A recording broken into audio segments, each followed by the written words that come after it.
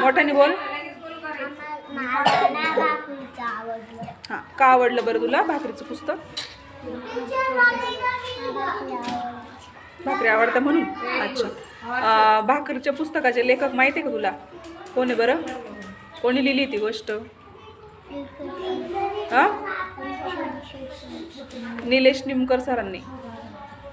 कोणी? निलेश निमकर. बरं. स्वरा तू सांग, काय काय वाचलं तू?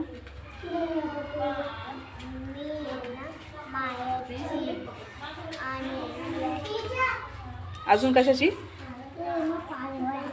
वंशाची वाचली. अच्छा, मग त्यातलं काय आवडलं तुला? वासरू आवडलं का बरं? हट्टी आहे म्हणून आवडलं का तुला? हां, कळलं का मला.